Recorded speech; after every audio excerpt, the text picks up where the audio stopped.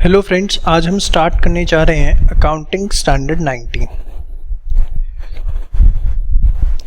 बड़े ध्यान से आपको सारी डिस्कशन सुननी है। सारे कॉन्सेप्ट्स इसके अंदर इन डिटेल में आपके साथ डिस्कस करूंगा। उसके बाद अपने स्टडी मटेरियल से आप कोई भी क्वेश्चन उसके बाद आप प्रैक्टिस कर सकते हैं। देखिए, AS 19 जैसे कि हमें पता है डील करता है अकाउंटिंग फॉर लीज से। लीज का मतलब क्या होता है? अगर मैं सिंपल वर्ड्स में बोलूं तो लीज का मतलब होता है rental agreement, whereby person allows, person या owner of asset allows the use of asset, allows the right to use the asset to another person, जहां पर एक पर्सन दूसरे पर्सन को right to use the asset allow करता है and for a consideration. उसके लिए वो कुछ ना कुछ कंसिडरेशन चार्ज करता है। अब देखिए ध्यान से, कुछ टर्म्स मैं आपके साथ डिस्कस कर रहा हूँ। वेयर बाय पर्सन, और आपने बोला ओनर ऑफ असेट। जो ओनर ऑफ असेट है उसको एएस टेक्निकली नाम देता है लेसर का, ठीक है। Was allows to right to use the asset to another person, दूसरे पर्सन को। अनदर पर्सन जिसको राइट टू यूज अलाउ किया जाता है उसको हम बोलते हैं लेसी।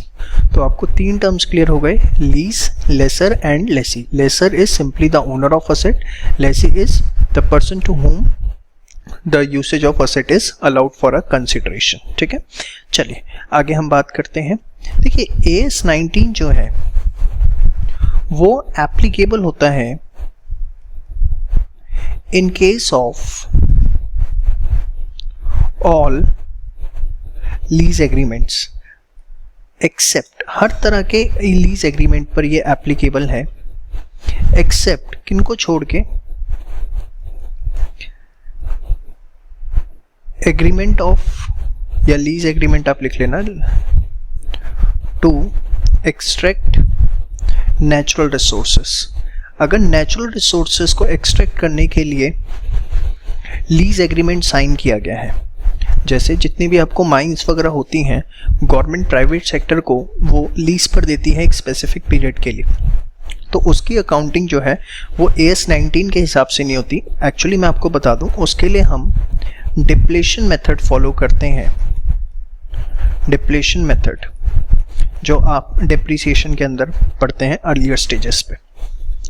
नेक्स्ट आपका, जहां पर भी किसी भी तरीके का पेटेंट, कॉपीराइट,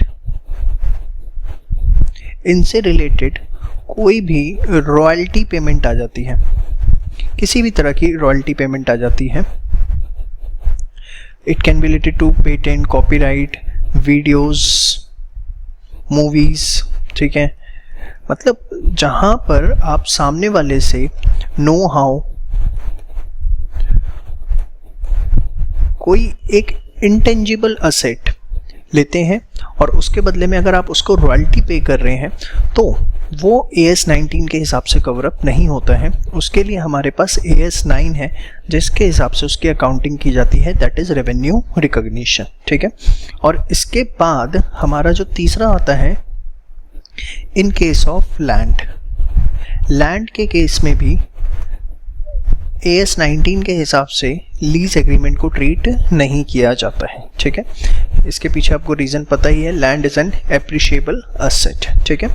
तो बेसिकली AS 19 एप्लीकेबल है हर तरह के लीज एग्रीमेंट में, except agreement to extract natural resources, patent, copyright, videos, know how के जहाँ रॉयल्टी पेमेंट्स की बात आती है, और इन केस ऑफ लैंड। ये तीन सिचुएशन में हमारा AS 19 नहीं लगेगा, ठीक है।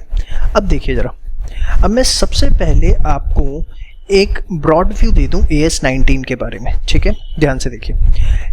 AS 19 जो है वो लीज एग्रीमेंट्स को, जो भी लीज एग्रीमेंट्स हैं उनको दो कैटेगरी के अंदर डिवाइड करता है। एक फाइनेंस लीज और दूसरा ऑपरेटिंग लीज। AS 19 कहता है कि लीज एग्रीमेंट दो तरह के हो सकते हैं, या तो फाइनेंस लीज नेचर के या ऑपरेटिंग लीज। फाइनेंस लीज क्या है? अगर मैं बात करूं फाइनेंस लीज की, तो फाइनेंस लीज ऐसे लीज एंड एग्रीमेंट को बोला जाता है where all risk and rewards have been transferred to lessee, जहां पर सारे के सारे रिस्क एंड रिवॉर्ड्स जो हैं वो हमने किसको ट्रांसफर कर दिए हैं? लेसी को। अब रिस्क एंड रिवॉर्ड्स लेसी को ट्रांसफर कर दिए, इसका मतलब क्या होता है? देखिए, एक छोटा सा एग्जांपल मैं आपको दूं। मिस्टर ए है, उन्होंने मिस्टर बी को एक असेट लीज पे दिया, ठीक है, और मिस्टर ए उसे परचेज करके लाए और मिस्टर बी को लीज दिया और लाइफ टाइम लीज के लिए दे दिया। बस मिस्टर ए उससे किराया खाएंगे, किराया कौन देता रहेगा? Mister B.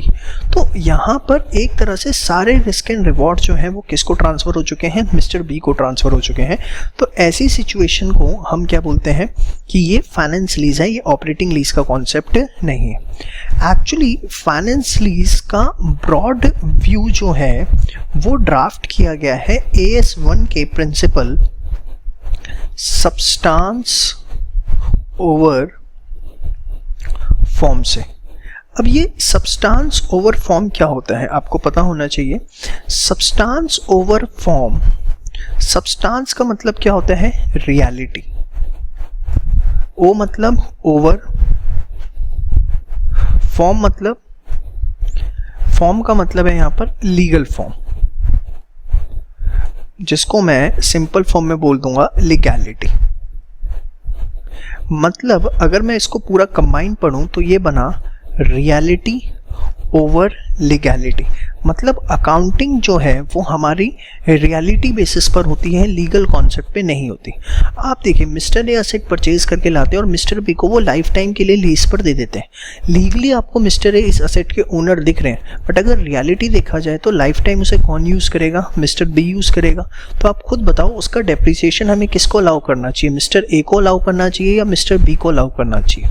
मिस्टर बी को अलाउ करना चाहिए। This is what substance over form, कि डेप्रिसिएशन उस पर्सन को अलाउ करना चाहिए जो उस असेट को यूज कर रहा है। अब देखो, यूसेज की भी बात अलग होती है। जैसे मिस्टर ए असेट खरीद के लेके आए, 10 साल उसके लाइफ टाइम है, उन्होंने मिस्टर बी को 1 साल के लिए लीज पे दिया, तो ठीक है, उस केस के अंदर अभी रेस्ट ऑफ द 9 ईयर्स वो मिस्टर ए के पास ही रहेगा। मिस्टर रियलिटी में देखा जाए तो मिस्टर ए उसे ग्रेटर पोर्शन के लिए यूज करेंगे, बट जहां मिस्टर बी लाइफ टाइम उस असेट को यूज करने जा रहे हैं, वहां की अगर मैं बात करता हूं तो वहां पर बेसिकली कॉन्सेप्ट डिफरेंट हो जाता है। वहां पर we will allow the depreciation to mister B. और ये पूरा फाइनेंस लीज का जो हमारा कॉन्सेप्ट है वो substance over form, that is check the reality over legality. और बेसिकली जो फोकस है फाइनेंस लीज का, अगर मैं बात करूं, फोकस ऑफ फाइनेंस लीज क्या है अगर मैं आपको बताऊं, अभी हम इसमें डिटेल में आगे सारी चीजें पढ़ेंगे। जो मेन फोकस है फाइनेंस लीज का वो ये है कि that lessee is using the asset as owner. अगर लेसी उस असेट को यूज कर रहा है as owner, then actual owner may be lesser, but maybe क्या is lesser, in fact actual owner is lesser, but for accounting aspect lessee will be the owner of asset। आप जो उसका पूरा gist देखेंगे आगे जाके मेरे साथ, आप यही देखेंगे कि फाइनेंस लीज का अगर एक बार प्रूफ हो गया कि वो लीज एग्रीमेंट फाइनेंस लीज है, तो चाहे लेसर असेट का ओनर है, बट अंडर दिस हम लेसी को ओनर मानकर सारी की सारी अकाउंटिंग करेंगे। अब हम उन केसेस की बात करने जा रहे हैं जहां पर लीज एग्रीमेंट को हम प्योरली फाइनेंस लीज एग्रीमेंट कहेंगे। हमने ये तो देख लिया where all risk and rewards have been transferred to lessee, but in aspect को डिफाइन करने के लिए AS 19 ने हमें 5 स्पेसिफिक केसेस बताए हैं जहां पर हम कहेंगे कि all risk and rewards have been transferred to lessee. अब वो 5 स्पेसिफिक केसेस कौन से हैं, आइए एक एक करके डिस्कस करते हैं। Case number 1, where at the end of lease period lessee has the option lessee has the option to buy the asset at a value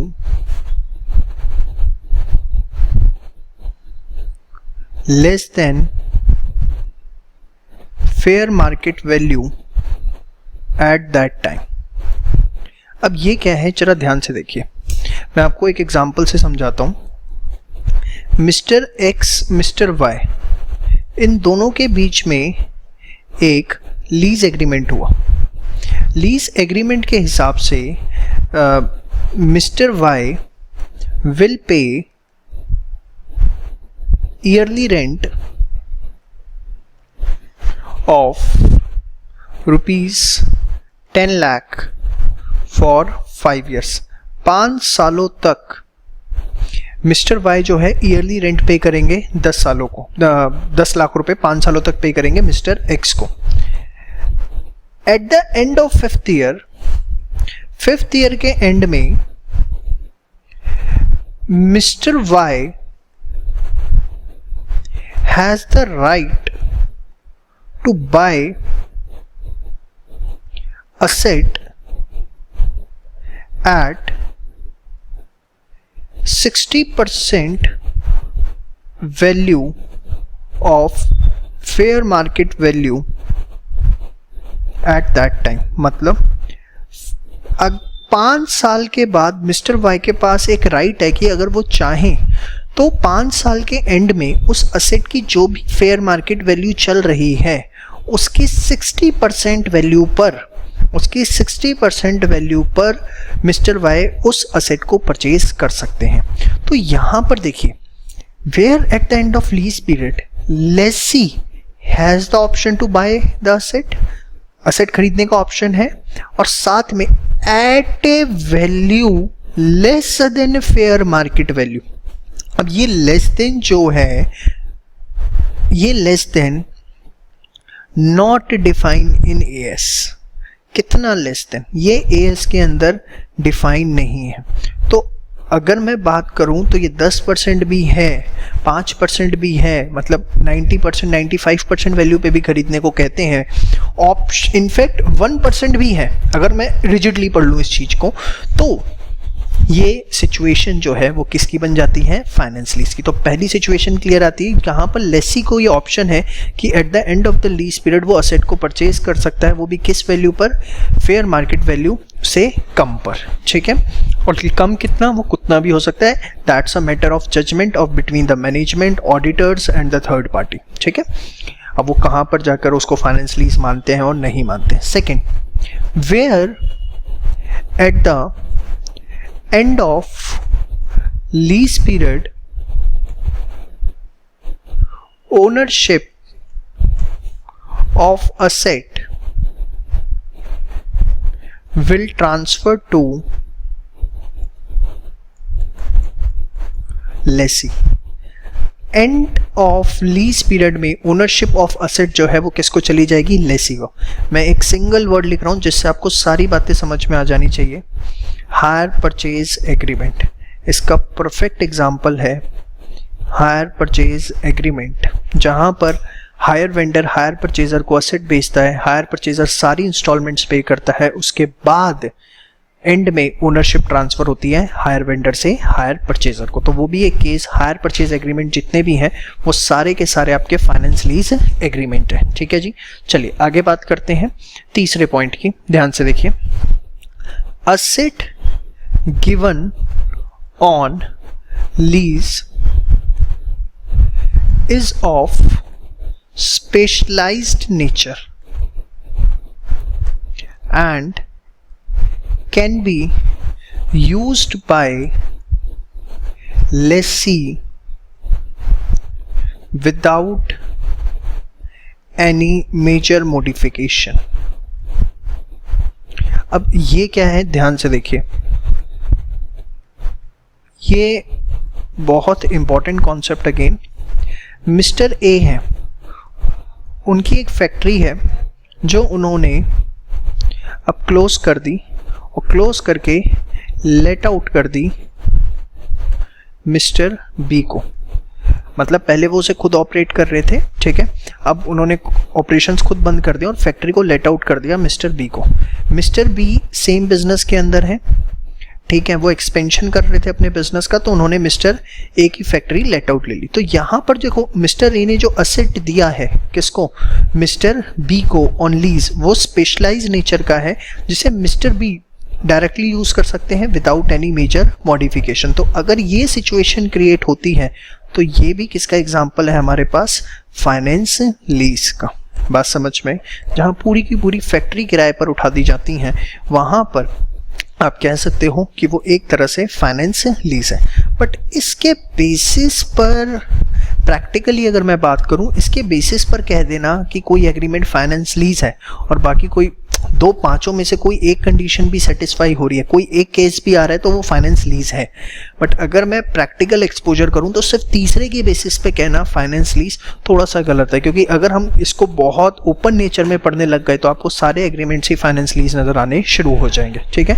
practically अगर देखा जाए सेकेंड केस समझ में आता है मुझे, फर्स्ट केस भी सही लगता है, ठीक है, बट थर्ड केस की प्रैक्टिकल एप्लीकेशन बड़ी प्रूडेंस बेसिस पर हमें करनी है, ना कि ओपन बेसिस पे, अदरवाइज हमें सारी चीज़ें फाइनेंस लीज नज़र आएंगी, ठीक है। उसके बाद अगर मैं फोर्थ पॉइंट की बात करूं, ध्यान से देखिएगा, बहुत इंपॉर्टेंट है। Lease period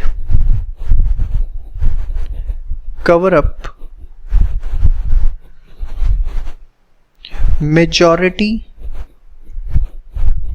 useful life of asset. ये सबसे इंपॉर्टेंट पॉइंट है जिसको आप प्रैक्टिकल एप्लीकेशन में भी सबसे ज़्यादा यूज़ करते हैं। सपोज मिस्टर ए के पास एक मशीन है जिसकी यूजफुल लाइफ जो है वो 10 ईयर्स है, ठीक है। उन्होंने इसको लीज पे दिया to mister B, mister B को उन्होंने लीज पे दिया। अब मिस्टर बी को उन्होंने लीज पे दिया फॉर 7 ईयर्स, ठीक है। अब आप देखो 10 साल टोटल लाइफ है, 7 साल के लिए आपने लीज पे दे दिया। मेजॉरिटी का मतलब क्या होता है, मोर देन 50%। तो अगर मोर देन 50% मतलब लीज पीरियड अगर 50% से ज़्यादा का पीरियड कवर अप करता है यूजफुल लाइफ का, तो I will say it's a finance lease. तो ये जो एग्जांपल मैंने आपको दिया, ये किसका एग्जांपल है, आपका फाइनेंस लीज का। बात समझ में आती है आपको। तो 4 पॉइंट्स अभी तक हमने किए, lease period cover up the majority useful life of asset, first second third fourth. अब फिफ्थ की हम बात करते हैं जो कि सबसे टेक्निकल पॉइंट है और उसके लिए मुझे आपको कुछ चीज़ें भी समझानी पड़ेंगी। Terms present value of minimum lease payment cover up the substantial part of initial fair market value। सबसे इंपॉर्टेंट पॉइंट जिसपे सबसे ज़्यादा चांसेस हैं आपसे क्वेश्चन पूछे जाने के, और इसको हमें बड़े डिटेल में समझना पड़ेगा। कुछ टर्म्स आपके सामने हैं, वो भी मुझे आपको एक्सप्लेन करनी है। चलिए आइए, सबसे पहले आपके पास टर्म है मिनिमम लीज पेमेंट। इस टर्म को ही हमें सबसे पहले समझना है और इस टर्म को समझने के लिए हमें 2-3 टर्म्स को और समझना पड़ेगा। ठीक है जी, आइए ज़रा स्टार्ट करते हैं। इसको मैं थोड़ा सा ब्लैंक छोड़ देता हूँ। ठीक है, मिनिमम लीज पेमेंट के लिए जैसे मैंने आपको कहा कि आपको कुछ और टर्म्स को भी समझना पड़ेगा, तो सबसे पहले हम उसकी बात कर एक स्टोरी से, एक एग्जांपल से मैं आपको सारे कॉन्सेप्ट सिखाता हूँ। अभी बस आप इस पॉइंट को नोट डाउन करके छोड़ दीजिए, थोड़ा सा इसे समझने में टाइम लगेगा। मिस्टर राम के पास एक से एक कार है, ठीक है। मिस्टर श्याम अप्रोच करते हैं मिस्टर राम को फॉर लीज ऑफ कार, ठीक है। मिस्टर श्याम का जो बिजनेस है बेसिकली टूर एंड ट्रेवलर्स का है, ठीक है। तो मिस्टर श्याम मिस्टर राम को कहते हैं कि मैं आपको ये जो कार है आप मुझे लीज पर दे दीजिए, मैं आपको इस कार के बदले में लीज पेमेंट करूंगा 2,50,000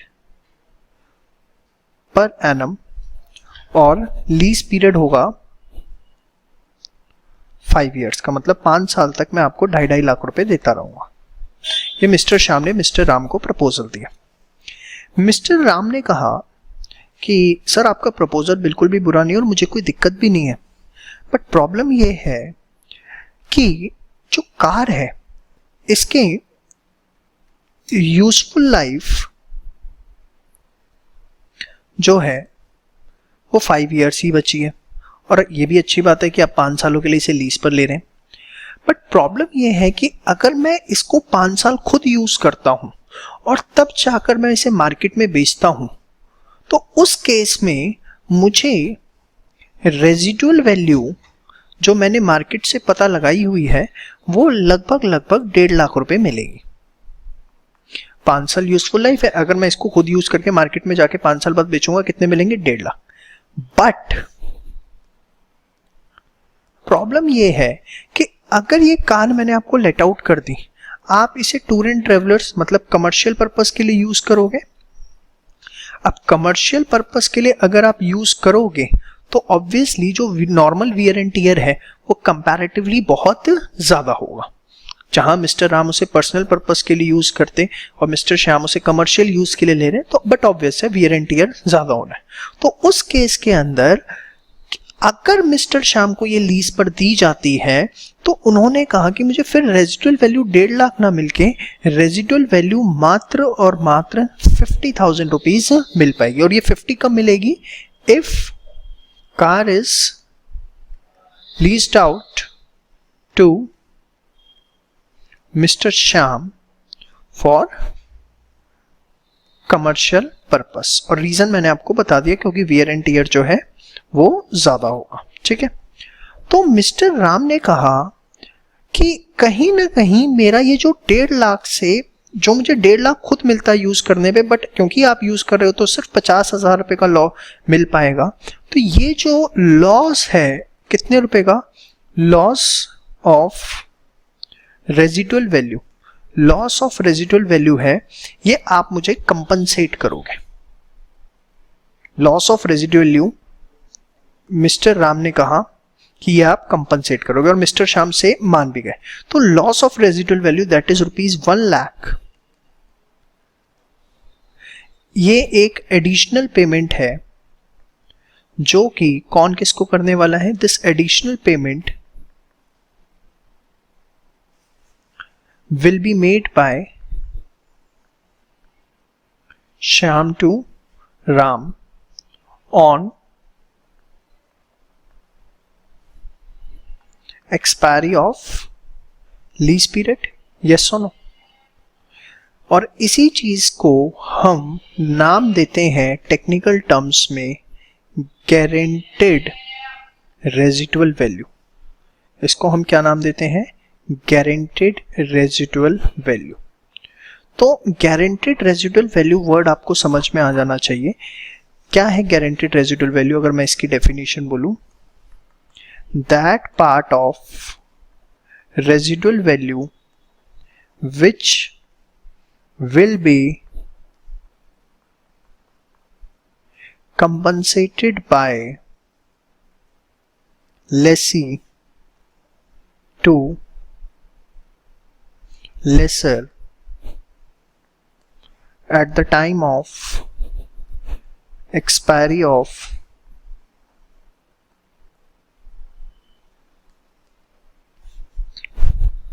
lease एग्रीमेंट। बात समझ में आई? तो कैन आई से जो 1.5 लाख टोटल रेजिडुअल वैल्यू थी उसमें से कितना कंपनसेट कर रहे हैं? 1 लाख। ये 50,000 रुपए तो स्टिल मिस्टर राम खुद रिकवर कर पाएंगे, यस और नो? इस 50,000 के लिए मैं क्या कह सकता हूं कि 50,000 still this amount is recoverable by Mr. Ram. इस चीज को कैन आई से ये जो अमाउंट है, this amount has not been guaranteed by mister Shyam. Mister Shyam ने सिर्फ 1 लाख की गारंटी दी है। This amount is not guaranteed by mister Shyam. इस अमाउंट को मिस्टर श्याम ने जो है गारंटी नहीं किया, यस और नो? तो इसको हम नाम देते हैं अनगारंटेड रेजिडुअल वैल्यू। क्या नाम देते हैं? अनगारंटेड रेजिडुअल वैल्यू। तो अनगारंटेड रेजिडुअल वैल्यू की जो डेफिनेशन है वो हमारे पास क्या आती है? That part of residual value which has not been guaranteed by lessee, जिसको लेसी ने गारंटी नहीं किया। ठीक है, तो अगर मैं दूसरे टर्म्स में बोलूं तो रेजिडुअल वैल्यू के 2 पार्ट हैं। एक गारंटेड रेजिडुअल वैल्यू, मेन बात जो आपको समझ में आती है, गारंटेड रेजिडुअल वैल्यू, और जो दूसरा पार्ट है वो है अनगारंटेड रेजिडुअल वैल्यू। ठीक है, guaranteed residual value promised by lessee. ठीक है, और ये जो है, ये बातें आपको पता होनी चाहिए छोटी छोटी, अभी समरी आप बना लीजिए। रिकवरेबल बाय लेसर हिमसेल्फ, ये लेसर खुद रिकवर कर लेगा। ठीक है, और मजे की बात, रेजिडुअल वैल्यू जो है वो रिकवरेबल कब होती है? Eight the end of useful life. ये बात आप ध्यान रखिएगा। तो यहां तक आपको ये टर्म्स क्लियर होते हैं। मैं ये टर्म्स आपको क्यों पढ़ा रहा हूं, अभी आपको इसका समझ में आएंगी सारी चीजें। आप प्लीज नोट साथ साथ बनाते रहिए, कोई भी पॉइंट रह ना जाए। ये सारा पॉइंट जो 5th मैंने लिख के छोड़ा है आपको सब समझ में आएगा। पहले आप कुछ टर्म समझिए। तो ये आपको क्लियर है, guaranteed residual value, unguaranteed residual value and residual value. अब नेक्स्ट हमारा जो टर्म आता है वो आता है कंटीजेंट रेंट। एक ये टर्म आपको समझना है। कंटीजेंट रेंट क्या होता है? When rent is payable on factor other than time, on factor other than time. ये क्या होता है, ध्यान से देखिए। सपोज मिस्टर मोदी हैं, उनके पास एक बिल्डिंग है और वो बिल्डिंग एक बड़ी प्राइम लोकेशन पर है। ठीक है, मिस्टर ए मोदी उसका जो रेंट मांगते हैं वो मांगते हैं 10 lakh per month plus 5% of revenue. जो भी आप वहां से रेवेन्यू जनरेट करोगे आपको उसको कितना देना पड़ेगा, 5%। मतलब मिस्टर मोदी हैं, उनके पास बिल्डिंग है प्राइम लोकेशन पे, and what he is demanding for that 10 lakh per month as rent plus 5% of revenue. अब देखिए आपको एज ए रेंट ये दो अमाउंट देने हैं, बट 5% ऑफ रेवेन्यू जो है, ये जो रेंट है, ये वो इसलिए नहीं चार्ज कर रहे कि वो आपको लोकेशन प्रोवाइड कर रहे हैं, उसके लिए तो वो 10 लाख चार्ज कर रहे हैं। ये 5% ऑफ रेवेन्यू जो वो चार्ज कर रहे हैं that is for goodwill of location. वो इस अमाउंट को चार्ज कर रहे हैं लोकेशन की गुडविल के लिए। बात समझ में? वो लोकेशन के लिए 10 लाख पर मंथ चार्ज कर रहे हैं। This 5% is for location of goodwill. And अगर आप देखें तो this is on factor other than time. ये टाइम पे बेस नहीं है, टाइम पर जो है वो 10 लाख पर मंथ है कि हर महीने 10 लाख रुपए आपको देने हैं हर महीने, टाइम हो गया। बट यहाँ रेवेन्यू पे बेस है तो on factor other than time. तो ये जो 5% ऑफ रेवेन्यू है इसको मैं नाम दूंगा कंटीजेंट रेंट। क्या नाम दूंगा? Contingent rent. बात समझ में? तो when rent is payable on factor other than time, इसको हम बोलते हैं कंटीजेंट रेंट। और दूसरी बात आपको ये ध्यान रखनी है कि जनरली पेबल होता है not for usage of asset rather than for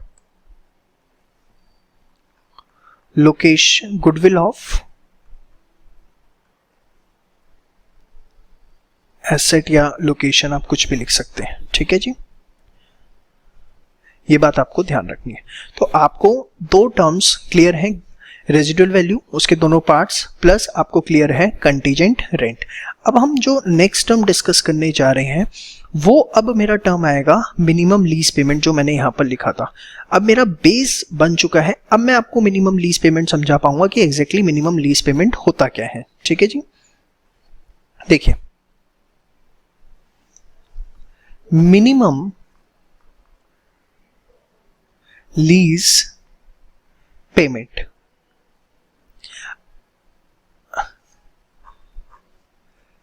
अगर मैं सिंपल वर्ड्स में बोलूं तो मिनिमम लीज पेमेंट का मतलब होता है whatever the lessee will give to the lessor over lease period. जो भी लीज पीरियड के दौरान लेसी लेसर को देगा वो मिनिमम लीज पेमेंट है, अगर मैं एक जनरल बोलूं। और उसके अंदर क्या आएगा? टोटल रेंट पेबल, ठीक है, प्लस क्या देता है? क्या बोलते हैं, गारंटेड रेजिडुअल वैल्यू,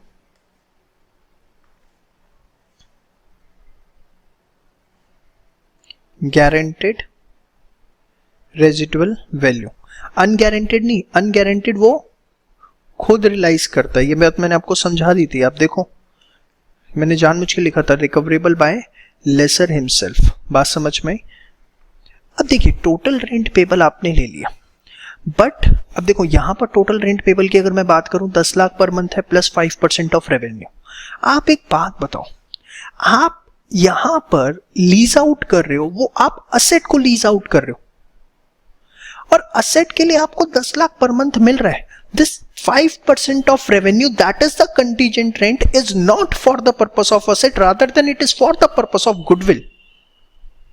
So, अगर टोटल रेंट पेबल में किसी भी तरीके का कंटीजेंट रेंट है तो हम उसको क्या कर देंगे?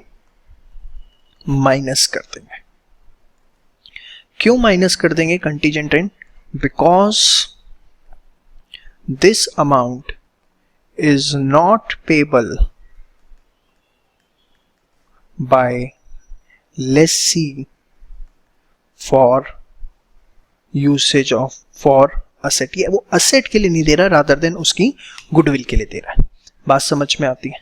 अच्छा, अपार्ट फ्रॉम दैट अगर किसी भी तरीके की सर्विसेज की कॉस्ट इसके अंदर इंक्लूड है, फॉर एग्जाम्पल रेंटल एग्रीमेंट ये था कि लेसी जो है हाउस टैक्स भी पे करेगा लेसर को, तो वो हाउस टैक्स का जो अमाउंट है वो लेसर की जेब में नहीं जा रहा, वो आगे गवर्नमेंट अथॉरिटीज को जमा हो रहा है। इलेक्ट्रिसिटी बिल लेसी लेसर को पे करता है, वो आगे जमा करवाता है। तो अगर किसी भी तरीके की cost of services, cost of benefit है तो उसको भी हम यहाँ क्या कर देंगे, माइनस कर देंगे। कॉस्ट ऑफ सर्विसेज या कोई भी टैक्सेस है वो हम क्या कर देंगे, माइनस कर देंगे। Why? Again this amount is not payable for asset. ये अमाउंट जो है वो असेट के लिए पेबल नहीं है। बात समझ में? तो minimum lease payment whatever the lessee will give to the lessor over lease period. समझ में आ गया? चलिए, तो एमएलपी अब हमें क्लियर होता है कि exactly MLP minimum lease payment है क्या। देखिए, ये जो आपने डेफिनेशन पढ़ी, ये आपने पढ़ी from lessee point of view. अब ध्यान से देखिएगा जरा, किसके पॉइंट ऑफ व्यू से? लेसी के पॉइंट ऑफ व्यू से। तो जो लेसी देगा वही तो लेसर को मिलेगा। आपने एकदम सही कहा, जो लेसी देगा वही लेसर को मिलेगा। तो from lessor point of view भी तो डेफिनेशन सेम ही हुई। अगर मैं देखूं लेसर के पॉइंट ऑफ व्यू से डेफिनेशन तो वो सेम हुई, that is total rent receivable plus guaranteed residual value minus cost of services या टैक्स माइनस कंटीजेंट रेंट। जी हाँ, लेकिन इसमें एक अमाउंट और आ सकता है। अब ध्यान से देखिएगा, आपको यही लग रहा है कि जो लेसी पे करेगा वही लेसर को मिलेगा, और एकदम ठीक है। लेसी के पॉइंट ऑफ व्यू से आपने पढ़ा, वो मैंने लेसर के पॉइंट ऑफ व्यू से लिख दिया, बट लेसर को एक अमाउंट और मिल सकता है। वो कौन सा? ध्यान से देखिए, guaranteed residual value by independent third party. अब ये क्या है guaranteed residual value by independent third party? मैं आपको एग्जांपल देता हूं। गवर्नमेंट ने एक स्कीम लॉन्च करी, अगर आप अपनी रूफ को लेट आउट करते हैं for installation of solar panel, आप वहां पर सोलर पैनल का इंस्टॉलेशन अगर अलाउ करते हैं for a period of 20 years, तो 20 साल के एंड में गवर्नमेंट आपको 10 लाख रुपए का एक चेक देगी। अगर कोई ऐसी स्कीम आई, बताओ, लेसी पे कर रहा है बट लेसर को मिल रहा है, that is by independent third party. Theoretical concept है ज्यादा। तो एमएलपी की दो डेफिनेशंस हुई, total rent receivable plus GRV minus cost of service minus contingent rent, अगर ऊपर वो इंक्लूड है तो। लेसी के पॉइंट ऑफ व्यू से, लेसर के पॉइंट ऑफ व्यू से यहां तक कॉमन डेफिनेशन है, बट लेसर के पॉइंट ऑफ व्यू से if any guaranteed residual value by independent third party. और आपको मैं बात करूं, not even a single question you will find out जिसके अंदर ये गिवन हो। रेयरली शायद आपको देखने को कहीं मिले। अब एमएलपी आपको क्लियर हो जाता है। अब मैं बात करता हूं इस पॉइंट की। क्या लिखा है मैंने? प्रेजेंट वैल्यू ऑफ एमएलपी, मतलब जो भी पेमेंट लेसी लेसर को करने वाला है एमएलपी की फॉर्म में, उसकी आप प्रेजेंट वैल्यू निकालो। Cover up the substantial part of initial fair market value. Example देता हूं, मिस्टर ए ने असेट ऑन लीज दिया मिस्टर बी को, जिसकी उस समय फेयर मार्केट वैल्यू है से 50 लाख। ऑन लीज दिया जिससे उन्हें रेंट मिलेगा 20 लाख रुपए का से 4 इयर्स तक। ठीक है, अब आपने इसकी प्रेजेंट वैल्यू निकाली और वो प्रेजेंट वैल्यू से निकल कर आई 45 लाख। ठीक है, अब ये जो रेंट 20 लाख 4 साल तक मिलेगा, कैन आई से this is minimum lease payment. उसकी मैंने प्रेजेंट वैल्यू निकाली, वो आपको आती है निकालनी, हम क्वेश्चन करते हो और देख लेंगे कितनी आई, 45 लाख। फेयर मार्केट वैल्यू जो उन्होंने खरीदा था वो कितने का खरीदा था, 50 लाख का। अब अगर आप देखो क्या लिखा हुआ है, but substantial part, again a matter of judgement.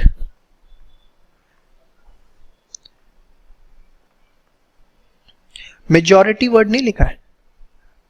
अगर आप देखो जैसे पिछले वाले पॉइंट में आपने देखा था मेजॉरिटी लिखा हुआ था, यहां क्या लिखा है, सब्सटैंशियल। सब्सटैंशियल क्या होता है, substantial part of initial fair market value. Present value of MLP 45 lakh है, फेयर मार्केट वैल्यू 50 लाख है। देखा जाए तो 90% वैल्यू जो है PV of MLP is equals to 90% of fair market value, है ना जी हाँ, ये सब्सटैंशियल है। अब सब्सटैंशियल कहा किसको जाता है, मैंने कहा मैटर ऑफ पर्सनल जजमेंट है, बट अगर एग्जाम में 70% या उससे अब आपको दिखे तो आप उसे सब्सटैंशियल पार्ट मान लोगे। बात समझ में आई। मेजॉरिटी वर्ड नहीं लिखा है, मेजॉरिटी लिखा होता बड़ा क्लियर होता। सब्सटैंशियल पार्ट को उन्होंने डिफाइन भी कहीं नहीं कुछ किया हुआ, तो हम एग्जाम के लिए अपना 70% से अगर ऊपर है तो उसको सब्सटैंशियल पार्ट मान लेंगे। बात समझ में आती है आपको। तो मिनिमम लीज पेमेंट जो भी पेबल है हम उसकी प्रेजेंट वैल्यू निकालेंगे, और अगर वो इनिशियल फेयर मार्केट वैल्यू का एक सब्सटैंशियल पार्ट कवर अप करती है तो हम कह देंगे कि वो जो केस है उस केस के अंदर आपका फाइनेंस लीज कॉन्सेप्ट अप्लाई होता है। इसको समझने के लिए एक एग्जांपल भी हम ये लेते हैं, ठीक है। पहले आप यहां तक सारी बातें जो है वो नोट डाउन कर लीजिए।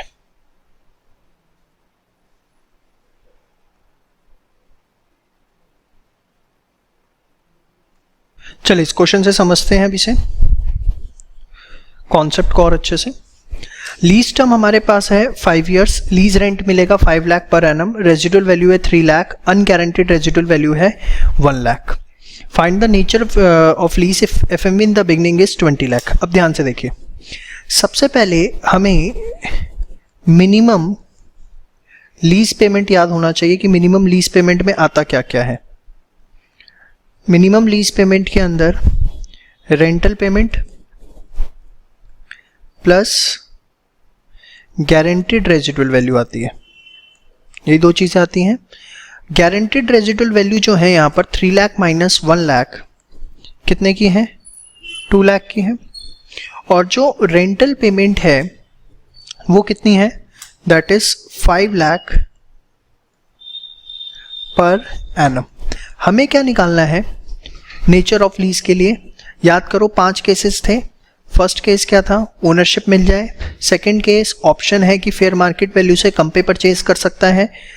थर्ड केस स्पेशलाइज्ड नेचर का है। फोर्थ केस मेजॉरिटी, और fifth present value of MLP covers the substantial.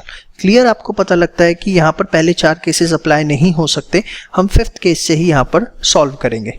तो अब मैं निकालता हूँ present value of MLP, present value of minimum lease payment.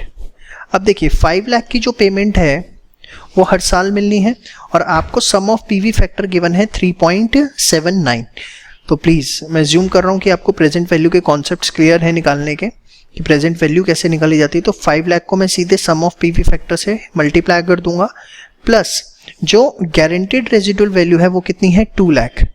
ये वन टाइम रिसीवेबल है, वन टाइम, और वो भी कब, इन 5th year, that is the last year में। तो 5th ईयर का जो पीवी फैक्टर है वो कितना है हमारा, 0.620।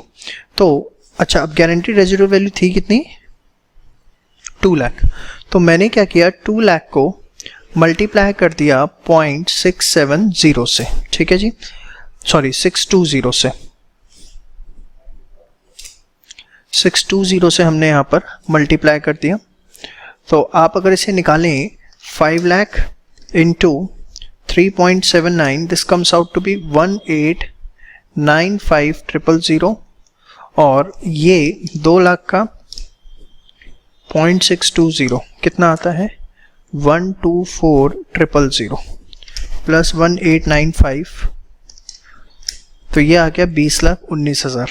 जबकि अगर आप देखें जो फेयर मार्केट वैल्यू है इन द बिगनिंग वो हमारे पास इस क्वेश्चन में 20 लाख गिवन है, तो सब्सटैंशियल पोर्शन तो दूर की बात है, यहाँ तो एक्सेस रिकवरी हो रही है।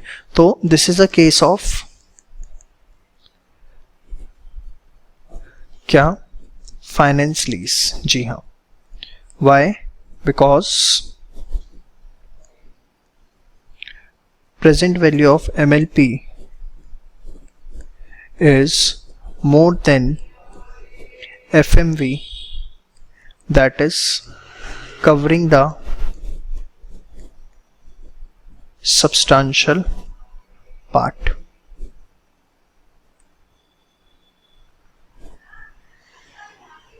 दोनों बातें आपने लिख दी। तो इस तरीके से आप इसे चेक करते हैं।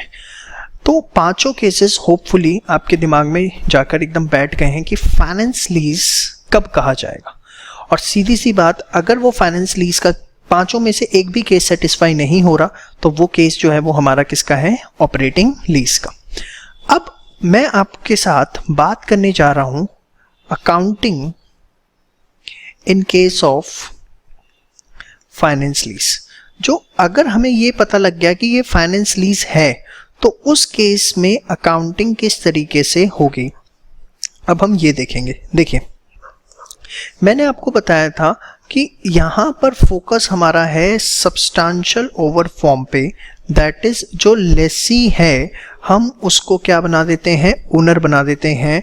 और लेसर इस तरीके से काम करता है कि उसने असेट को क्या कर दिया, सेल कर दिया। दो आप लीज एग्रीमेंट कर रहे हो बट सिचुएशन सर्कमस्टांसेस ये क्लियरली बता रहे हैं कि लेसी ही एक तरह से ओनर है, रिस्क एंड रिवॉर्ड उसको ट्रांसफर हो चुके हैं और लेसर सेल कर रहा है। अब इसकी अकाउंटिंग को समझने के लिए आपको सबसे पहले एक दो वर्ड्स मेरे साथ समझने होंगे, जिसको मैं बड़े सिंपल वर्ड्स में आपके साथ डिस्कस करता हूं। बड़े ध्यान से देखिए, यहां तक आपको समझ में आ गया तो समझ लीजिए 80% of AS has been completed. अब जो छोटी मोटी बातें हैं वही हमारी रह गई हैं। वर्ड है हमारे पास एक जो हमें समझना है, ग्रॉस इन्वेस्टमेंट। एक वर्ड अभी आपको नया मैं आपके सामने रख रहा हूं, that is what, gross investment. Gross investment क्या होता है, total amount receivable by lessor over lease period.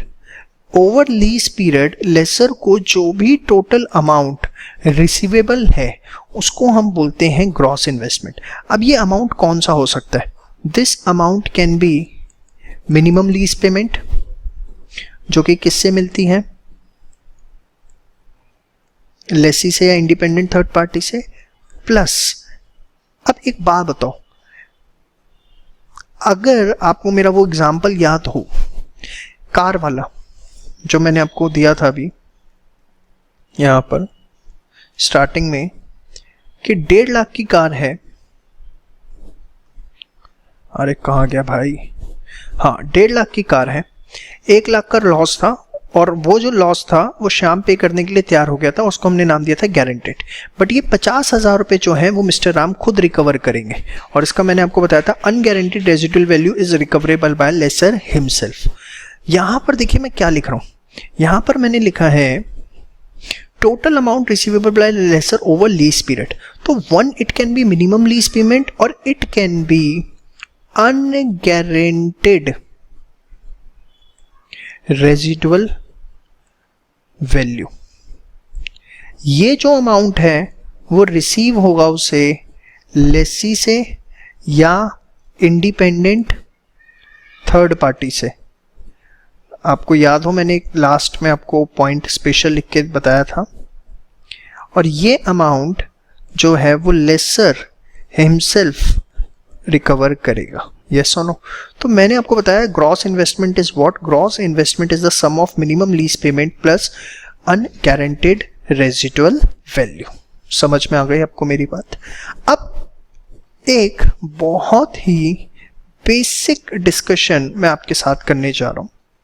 एक कॉमन सेंस की हम बात करेंगे सबसे पहले, उसके बाद उसको लिंक करेंगे सारा का सारा इससे, and this as will get over, main part will get over. ठीक है जी। सपोज हमने एक एसेट परचेज किया 10 लाख रुपए का, ठीक है। उसकी यूजफुल लाइफ है से 5 इयर्स और हम उसे लीज आउट भी कर रहे हैं 5 सालों के लिए, ठीक है। हमारे पास बहुत सारे प्रपोजल्स हैं इस असेट को लीज पर लेने के लिए, बट वो सब हमसे पूछ रहे हैं कि आप इसका क्या रेंट चार्ज करेंगे, ठीक है। इसकी जो रेजिडुअल वैल्यू है असेट की आफ्टर 5 इयर्स वो है से 2 लाख रुपए, ठीक है। हमें अपनी इन्वेस्टमेंट पे जो रिटर्न चाहिए वो चाहिए से 12% से, हमें अपना 12% रिटर्न अपनी इन्वेस्टमेंट पे चाहिए और गारंटेड रेजिडुअल वैल्यू जो है वो हमने रखी 1.5 लाख रुपए। 50,000 का तो मरे से मरा स्क्रैप में भी बिक जाएगा, ये सिचुएशन है। अब असेट इतने का खरीदा, यूजफुल लाइफ, लीज, रेजिडुअल इतना, गारंटेड रेजिडुअल वैल्यू इतनी मिल जाएगी, रिक्वायर्ड रेट ऑफ रिटर्न हमें 12% चाहिए। प्रॉब्लम यह आया what should be the yearly rental. Yearly rental क्या होना चाहिए, आप इसको समझ लो। अगर आप इसको समझ गए ना, आपको सारी बातें समझ में आ जाएगी। देखिए, हमें आपको ये बात समझ में आती है कि ईयरली रेंटल इस तरीके से डिसाइड करना है to cover up the cost of asset plus required return from investment. हमें इस तरीके से रेंटल डिजाइन करना है कि हमारी कॉस्ट ऑफ असेट भी कवर अप हो जाए और जो हमारा रिक्वायर्ड रिटर्न था इन्वेस्टमेंट पे वो भी आ जाए। होपफुली आपको मेरी ये वाली बात अच्छे से समझ में आती है। अब हम किस तरीके से ये रेंट डिसाइड करेंगे, ध्यान से समझिए भाई। कॉस्ट ऑफ असेट है जो भी,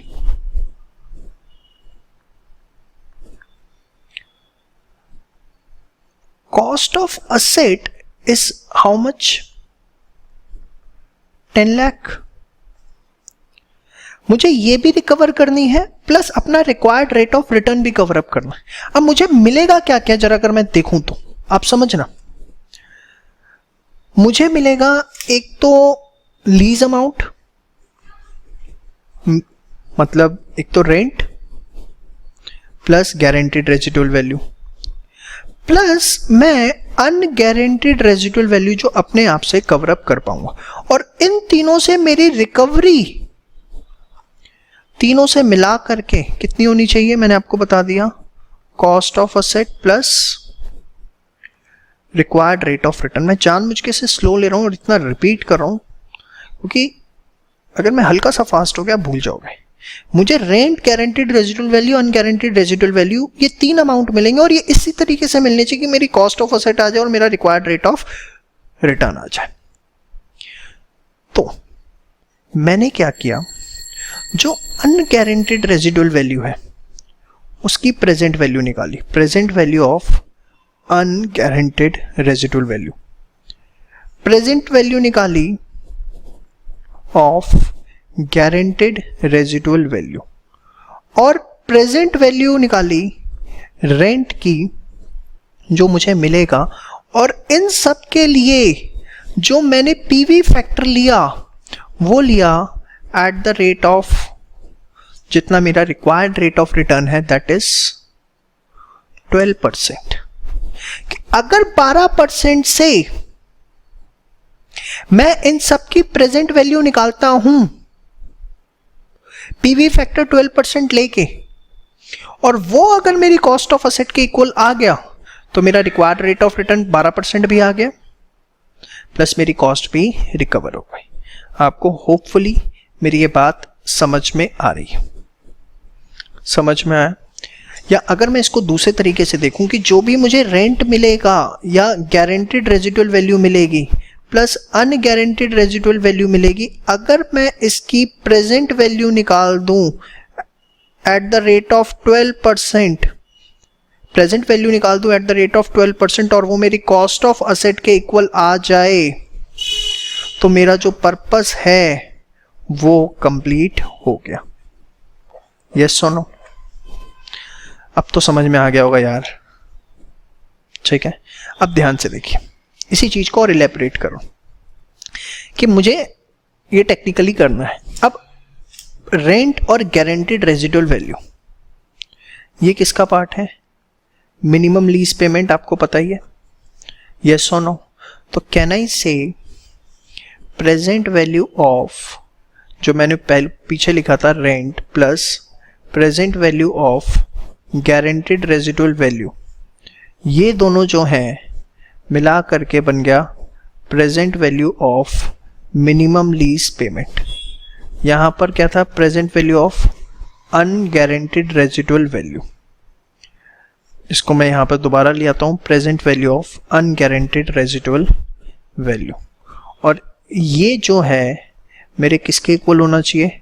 कॉस्ट ऑफ असेट के। यस और नो? अब अगर आप देखो present value of MLP plus present value of unguaranteed residual value, अभी आपने मेरे साथ पढ़ा है MLP plus unguaranteed residual value is gross investment. अभी तो पढ़ा है यार, ये देखो ये पढ़ा gross investment.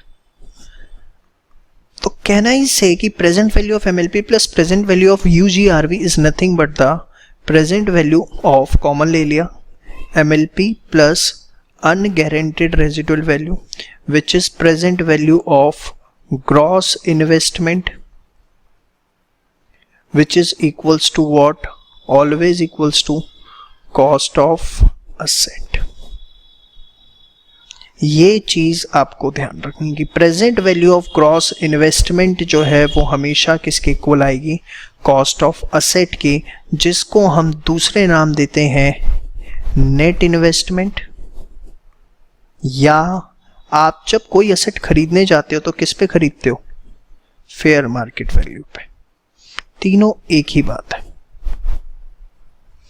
Cost of asset, net investment और फेयर मार्केट वैल्यू, जो कि किसके इक्वल होगा? Present value of gross investment के। अब अगर आपको ये क्लियर है तो किसी भी तरीके का कोई डाउट नहीं आ सकता।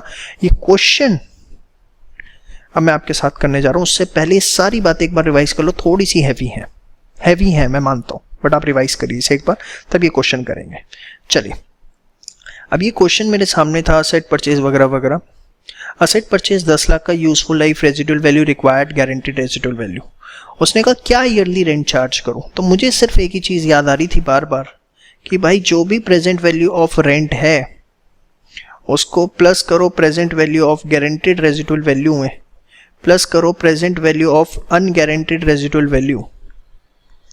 ये आपका आ जाना चाहिए किसके इक्वल? कॉस्ट ऑफ असेट के। मुझे बार बार सिर्फ एक ही बात याद आ रही थी। या आप इसे ऐसे या वैसे ही याद करना चाहते हो वैसे ही याद करो, present value of gross investment is equals to cost of asset. यही बताया आपको final equation. Present value of gross investment is present value of, reverse में याद करो आप, क्योंकि वहां पे लिखना आपको रिवर्स में ही पड़ेगा। Present value of MLP plus present value of unguaranteed residual value,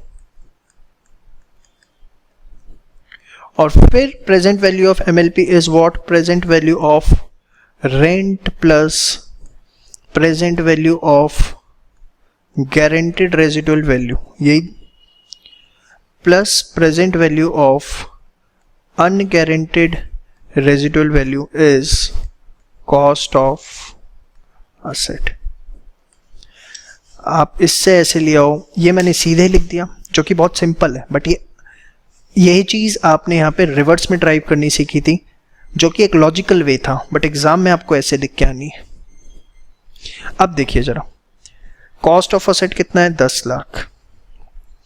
unguaranteed residual value कितनी है? 2 लाख रेजिडुअल वैल्यू है, गारंटीड 1.5 लाख है, तो अनगारंटीड कितना है? 50,000। कितने साल का लीज एग्रीमेंट है? 5 साल का। 12% पीवी फैक्टर निकाल लें, 1 डिवाइड बाय 1.12, 1 2 3 4 5, हमेशा 4 डिजिट तक आपको लेना है 0.5674। प्रेजेंट ये कितनी है भाई सर? 1.5 लाख। 1.5 लाख इंटू ये भी लास्ट ईयर में रिकवरेबल होती है 0.5674। यहां रेंट कितना है? इसके लिए मैंने रेंट मान लिया x, और क्योंकि रेंट हर साल रिकवरेबल होता है, लास्ट में नहीं रिकवरेबल होता, मुझे यहां क्या लेना है? Into sum of PV factor at the rate of 12% for 1 to 5 year. पहले अब इसे इतना सॉल्व कर लेते हैं। इनटू 0.5674, 113480, 10 लाख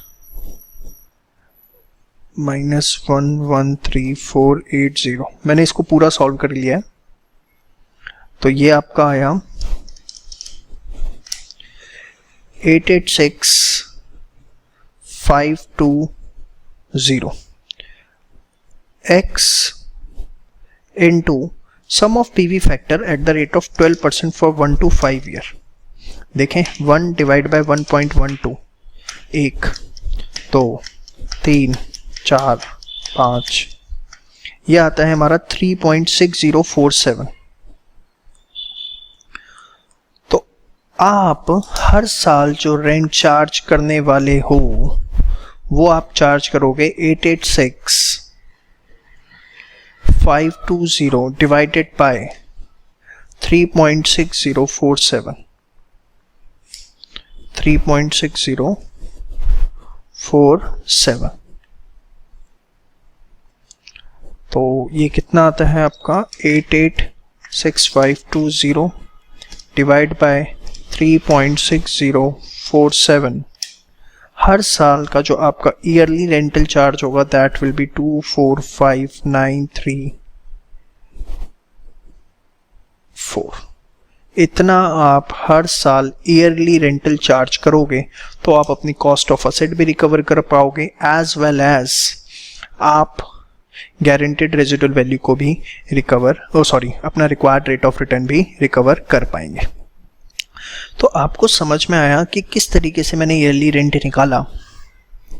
ये सब मेन बात जो फॉर्मूला था कैसे ड्राइव हुआ वो आपको ध्यान रखना, और मेन बात आपको ध्यान रखनी है present value of gross investment is cost of asset which is net investment which is fair market value also known as, and gross investment is what?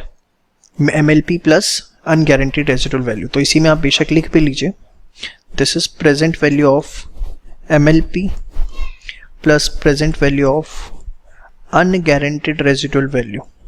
और इसमें दो चीजें होंगी मेन जो हमेशा क्वेश्चन में मिलेंगी, present value of rent plus present value of guaranteed residual value. समझ में आई बात? तो अभी तक जितना आपने टोटल पढ़ा है आप उसको समरी बना लो।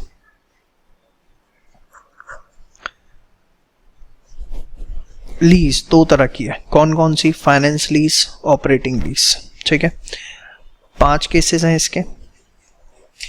मेन बात है रेजिडुअल वैल्यू दो तरह की होती है, guaranteed residual value, unguaranteed residual value. फटाफट देखो, आपको सारा याद आ रहा है।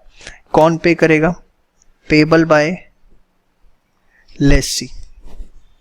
इसको कौन पे करेगा? Lessor himself will recover. यही है। फिर आपने क्या पढ़ा? Contingent rent.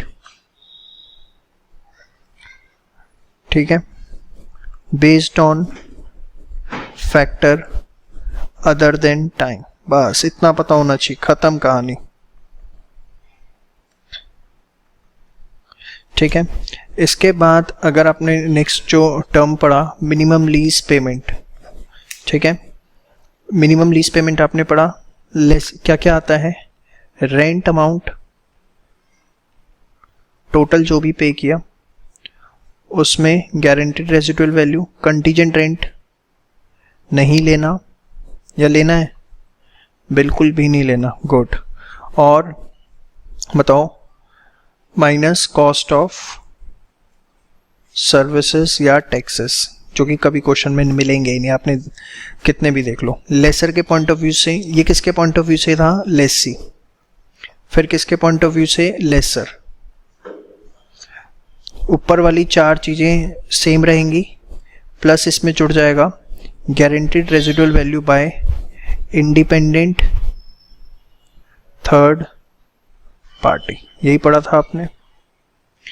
फिर आपने पढ़ा एक वर्ड ग्रॉस इन्वेस्टमेंट, जो कि क्या था, MLP plus unguaranteed residual value.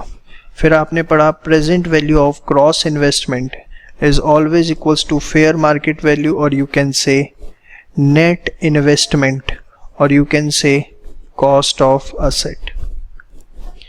ये जो ग्रॉस इन्वेस्टमेंट है प्रेजेंट वैल्यू की, ये कैसे निकलेगी, present value of MLP, present value of unguaranteed residual value, और ये कैसे निकलेगी, PV of rent, PV of guaranteed residual value. अगर ये आपको अभी तक सारी बातें समझ में आ गई हैं तो अब आप कोई भी क्वेश्चन इसका कर पाएंगे, आपको दिक्कत नहीं आएगी। अब हम देखिए, हमारा टॉपिक चल रहा था अकाउंटिंग फॉर फाइनेंस लीज, जिसके बाद मैंने आपको कुछ टर्म्स सिखाए थे, जिसके अंदर आपका ग्रॉस इन्वेस्टमेंट एक वर्ड था, present value of gross investment is net investment, या आप उसे बोलो कॉस्ट, या आप उसे क्या बोल सकते हो, फेयर मार्केट वैल्यू।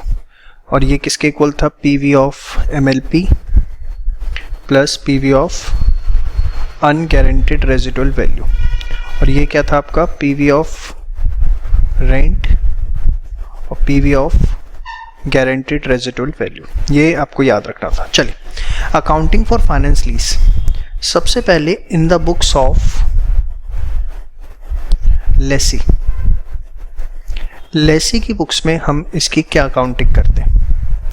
देखिए, लेसी की बुक्स में इसको मैंने आपको बताया था, फाइनेंस लीज का कॉन्सेप्ट क्या होता है कि दो आपको ये लीज एग्रीमेंट दिख रहा है, बट आपने एग्रीमेंट इस तरीके से किया हुआ है कि लेसी को हम क्या बना देते हैं, ओनर, और जो लेसर है वो असेट को क्या कर रहा है, सोल्ड आउट।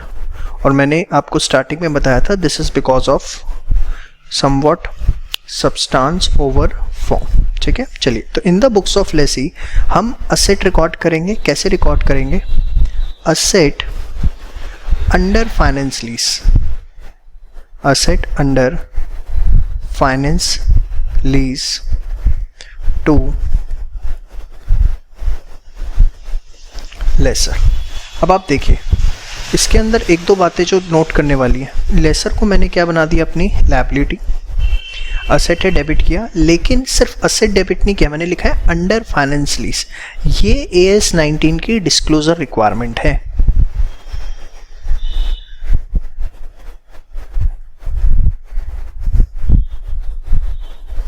AS 19 की डिस्क्लोजर रिक्वायरमेंट है कि अगर आपने कोई एसेट फाइनेंस लीज के अंदर लिया है तो उसे आपको सेपरेटली डिस्क्लोज करना पड़ेगा। इसलिए हम सिर्फ असेट ना लिख के असेट अंडर फाइनेंस लीज लिखते हैं। ठीक है, अब ये एंट्री जो है वो कौन से अमाउंट से होगी, ये होगी आपकी लेसी क्या पे करता है, MLP, तो present value of minimum lease payment या fair market value in the beginning, जो भी दोनों में से लोअर हो, विच एवर इज लोअर, जो भी दोनों में से लोअर है उस पर हम इस ट्रांजैक्शन को रिकॉर्ड करेंगे, PV ऑफ MLP और FMV इन द बिगनिंग। उसके बाद क्या होगा, every year depreciation will be charge by lessee. हर साल जो डेप्रिसिएशन है वो कौन चार्ज करेगा, लेसी चार्ज करेगा। And secondly, every lease payment,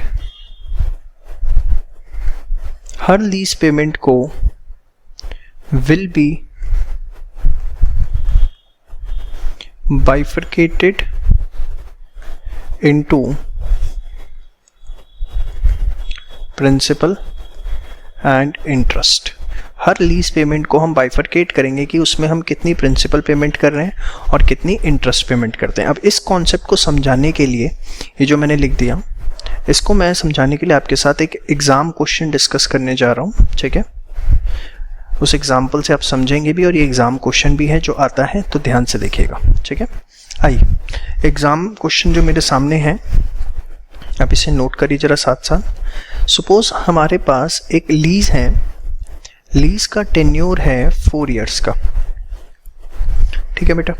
उसके बाद जो फेयर मार्केट वैल्यू है बिगिनिंग में लीज के, वो है आपका 16 लाख, ठीक है। इसके बाद आपका जो लीज रेंट हम पे करते हैं वो हमें गिवन है 5 लाख पर एनम, ठीक है। इसके बाद गारंटेड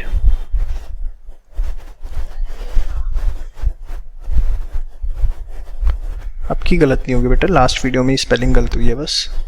गारंटेड रेजिडुअल वैल्यू आपका कितना है 1 लाख, और रेजिडुअल वैल्यू आपको गिवन है 3 लाख। अपार्ट फ्रॉम दैट आपको गिवन है इम्प्लिसिट इंटरेस्ट रेट 14.97%, ठीक है जी। उसने आपको बोला है कि आप लेसी की बुक्स में अकाउंटिंग करिए, do accounting in the books of lessee.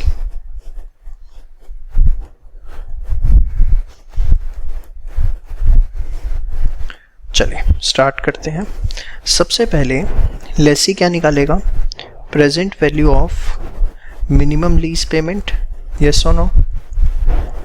अब वो हर साल कितना अमाउंट पे कर रहा है, वो हर साल पे कर रहा है 5 लाख रुपीस, ठीक है। तो मैंने यहाँ लिखा year, amount, PV factor, present value. आप वैसे भी निकाल, जैसे मर्जी निकाल लो, बस निकालना है मेन आपको। ईयर 1, 2, 3, 4। रेंट हर साल कितना जा रहा है 5 लाख, 5 लाख, 5 लाख। और यहाँ पर लास्ट ईयर में 5 लाख के साथ 1 लाख रुपए ये भी जाएगा, तो कितना हो गया 6 लाख रुपीस।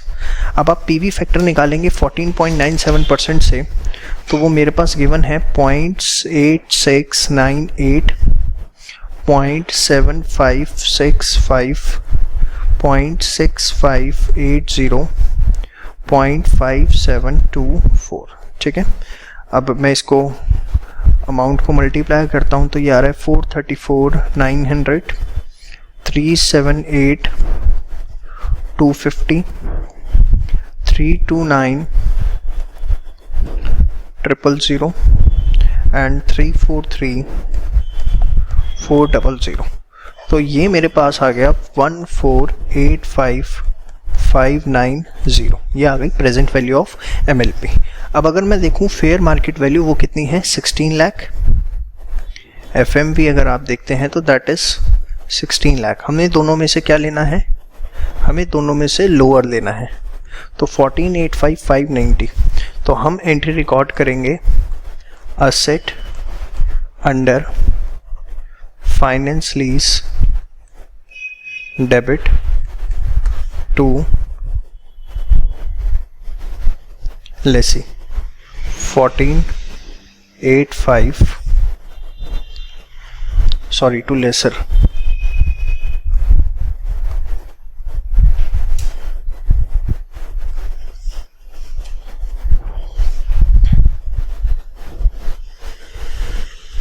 14,85,590।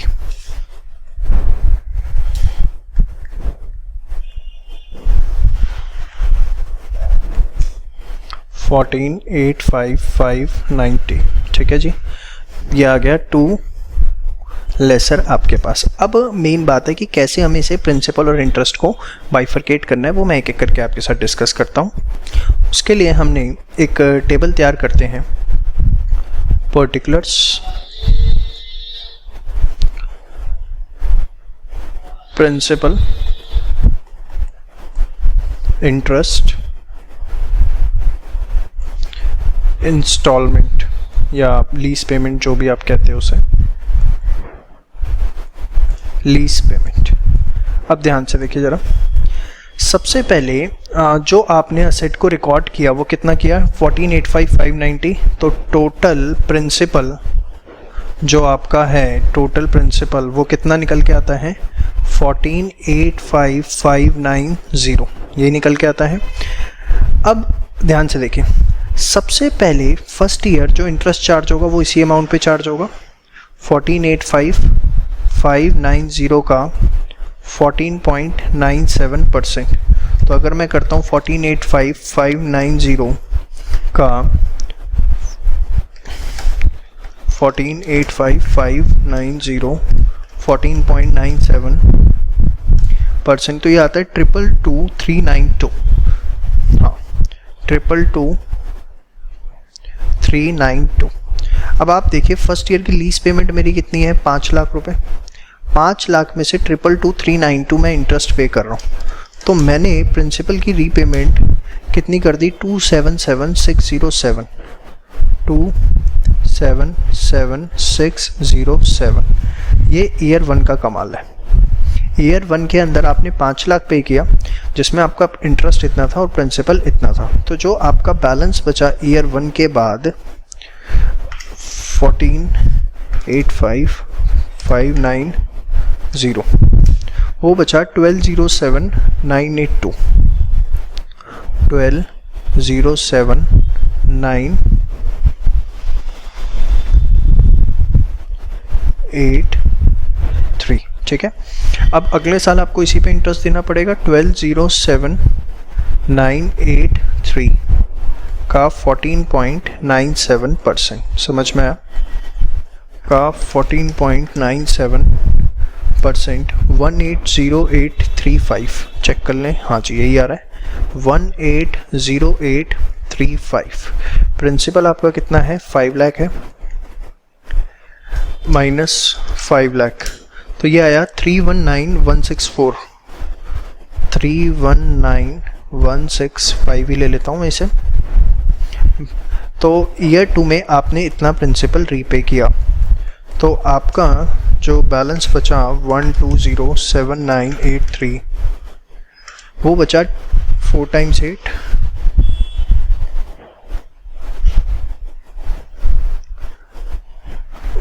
18। अब अगले साल का जो इंटरेस्ट है वो हम पे करेंगे इसके 14.97% पे, इंटू 14.97%, 133,056, 133,056 यही आ रहा है। 5 लाख आपका प्रिंसिपल था, तो आप जब इसे माइनस करेंगे तो ये आया 36,944। ठीक है, ये आपने पे किया ईयर 3 में। उसके बाद जो बैलेंस बचा 18521,874।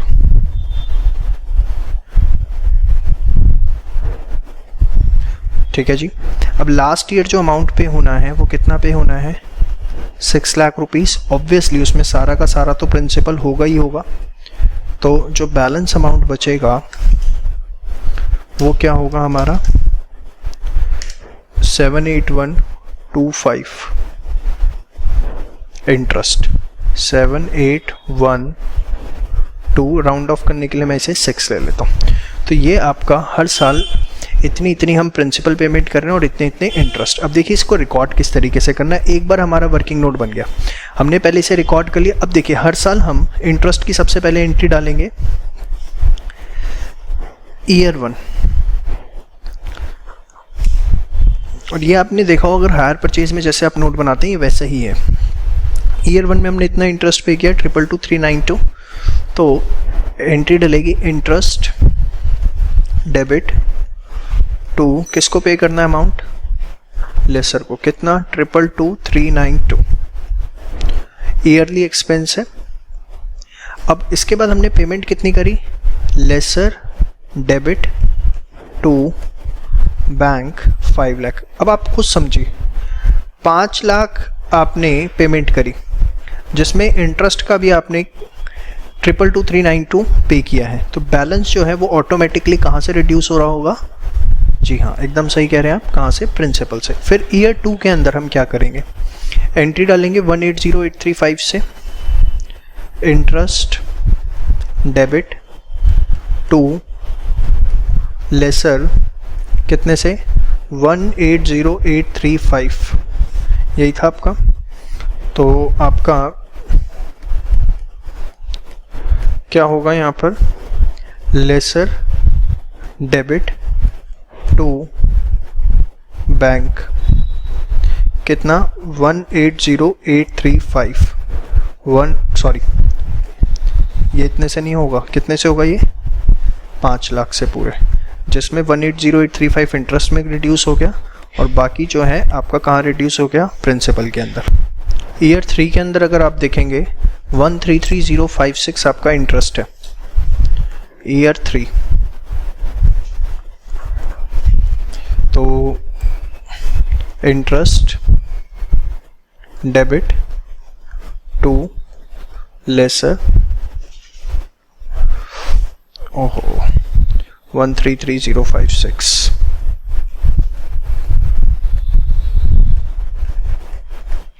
और उसके बाद फिर वही लेसर टू बैंक कितने से, 5 लाख से।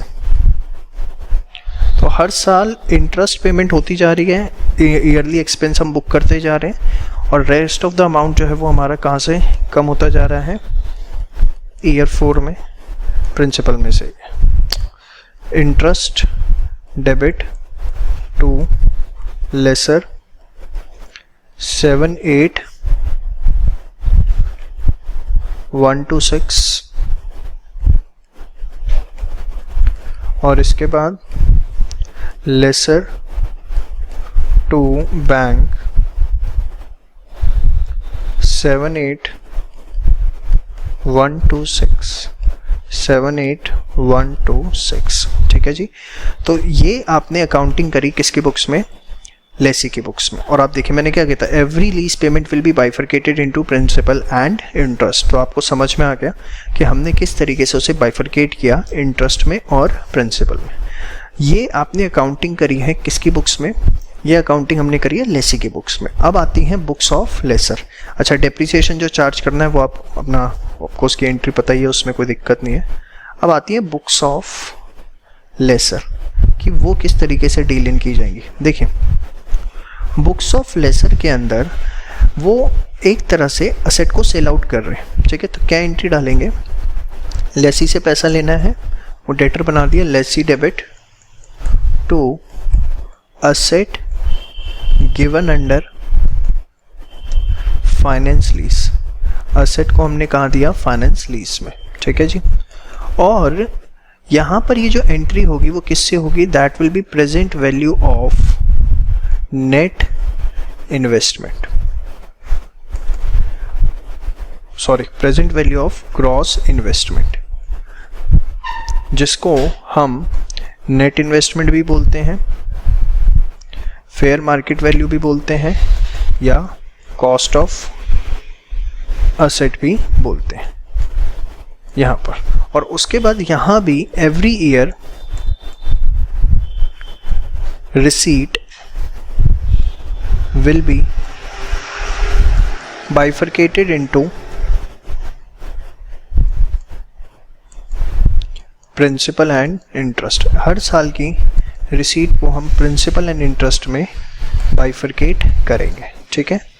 अब वो किस तरीके से करेंगे आइए देखते हैं। उसी क्वेश्चन को मैं दोबारा से कंटिन्यू करता हूँ जो आपके पास था, इसी को हम करते हैं, इसको आप नोट कर लीजिएगा बेशक दोबारा। Accounting in the books of lessor. तो देखिए मैंने यहाँ पर क्या बोला, आपको किस पे रिकॉर्ड करना है, present value of gross investment पे, which is net investment, fair market value और कॉस्ट ऑफ असेट। तो सीधा आपने पहली एंट्री डाली, lessee debit to asset under finance lease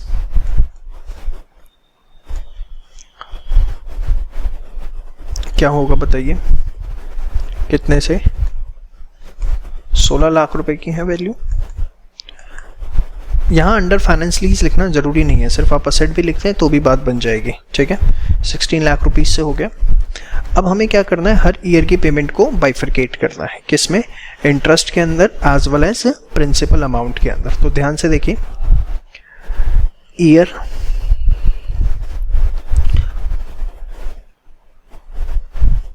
interest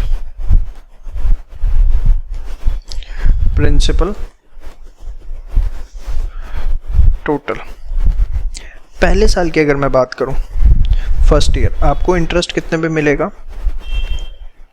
16 lakh पे 14.97%, ठीक है। तो अगर मैं इसको चेक करूं, 16 लाख का 14.97%, 239520, जी हाँ 239520। टोटल कितना है? 5 लाख। तो प्रिंसिपल यहाँ पर जो मिल रहा है वो कितना है? 260480। तो ईयर 1 के अंदर लेसी क्या एंट्री डाल देगा कि भाई मेरे को इंटरेस्ट इनकम मिल रही है, तो लेसी से मिलनी है डेबिट टू इंटरेस्ट। कितना इंटरेस्ट मिलना है?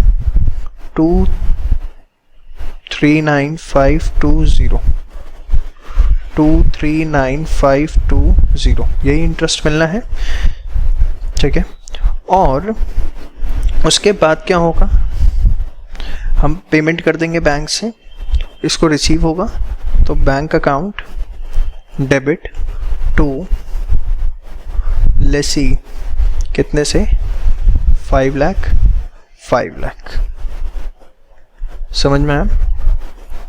फिर ऐसे ही ईयर 2 में, अब ईयर 2 में आप देखिए 16 लाख में से उसने 260480 पे कर दिया है, तो उसे जो इंटरेस्ट मिलेगा वो मिलेगा 1339,520 पे।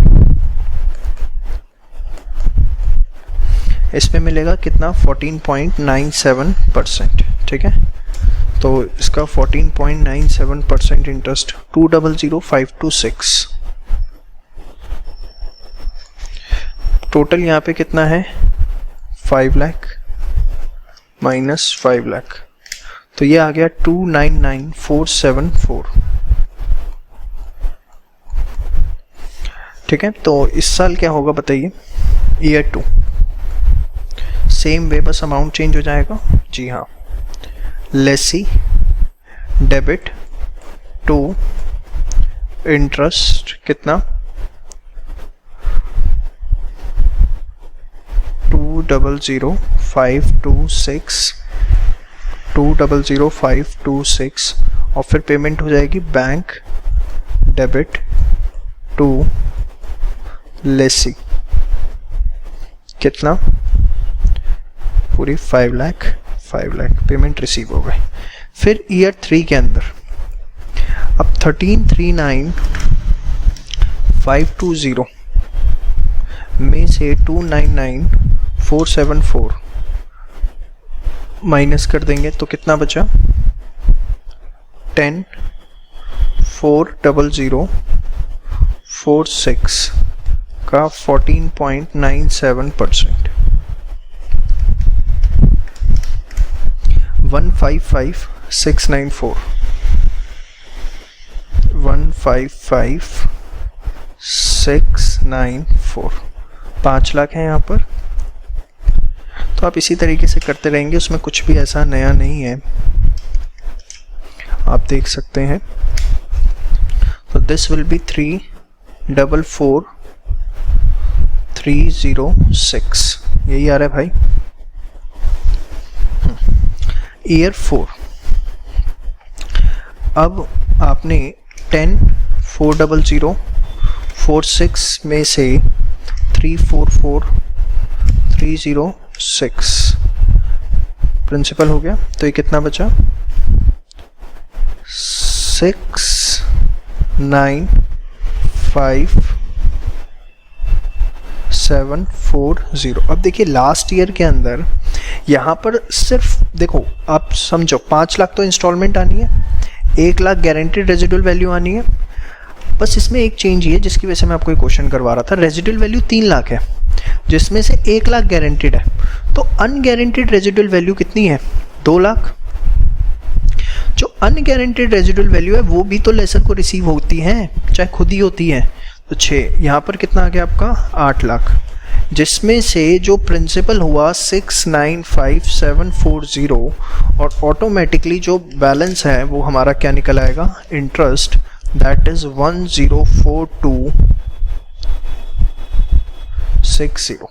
यहाँ पर सिर्फ 5 लाख और 1 लाख नहीं लेना, बस ये जरूर ध्यान रखना है 2 लाख, क्योंकि unguaranteed residual value is also receivable by lessor himself. ठीक है, तो उसकी आप इस तरीके से एंट्री कर देंगे। तो ये आपने देखा कि किस तरीके से हम अकाउंटिंग करते हैं in the books of lessor and in the books of lessee. अब हम एक क्वेश्चन डिस्कस करने जा रहे हैं। पहले कॉन्सेप्ट समझिए। एक कॉन्सेप्ट होता है unearned finance income. Unearned finance income क्या होती है? कई बार एग्जाम में पूछा जाता है। बहुत सिंपल है, जो भी आपका ग्रॉस इन्वेस्टमेंट है, जो भी आपका ग्रॉस इन्वेस्टमेंट है, अगर आप उसमें से माइनस कर देते हैं present value of gross investment, जिसको आप क्या क्या नाम देते हैं? Net investment, cost, fair market value. ये मैं बार बार इसलिए लिख रहा हूँ ताकि आपके दिमाग में बैठ जाए।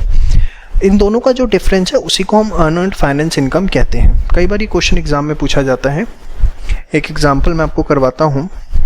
सपोज फेयर मार्केट वैल्यू है 20 लाख। फेयर मार्केट वैल्यू है आपकी 20 लाख। लीज पीरियड है हमारे पास 5 साल का। उसके बाद लीज रेंट जो है वो हमारा जाता है, कितना है भाई? हाँ, 5 लाख। ठीक है। गारंटीड रेजिडुअल वैल्यू वो हमें गिवन है 1 लाख और रेजिडुअल वैल्यू हमें गिवन है 2 लाख। ध्यान से देखिए। सबसे पहले अगर आप देखो ग्रॉस इन्वेस्टमेंट, ग्रॉस इन्वेस्टमेंट क्या होता है? जो टोटल अमाउंट रिसीवेबल है, अच्छा सॉरी, रेट ऑफ रिटर्न भी होगा ना इसमें। इंटरेस्ट रेट आपको गिवन है इसमें 15%। देखिए ग्रॉस इन्वेस्टमेंट हमारा क्या होता है? जो भी टोटल अमाउंट रिसीव होना है तो 5 लाख 5 सालों में मिलने हैं, प्लस गारंटीड रेजिडुअल वैल्यू। ये तो क्या हो गया? MLP, minimum lease payment, plus क्या मिलती है? Unguaranteed residual value which is 2 lakh minus 1 lakh.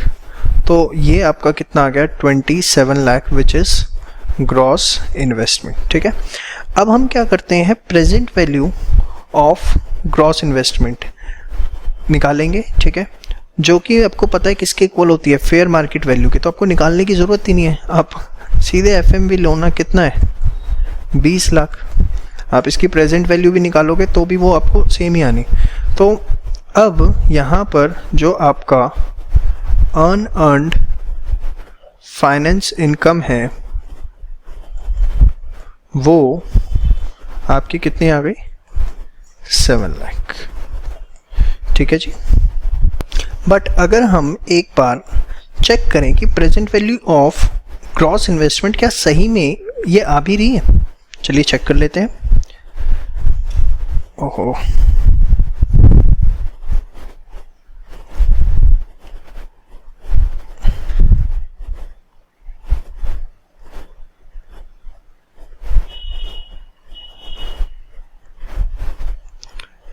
देखिए तो मैंने इसे चेक किया।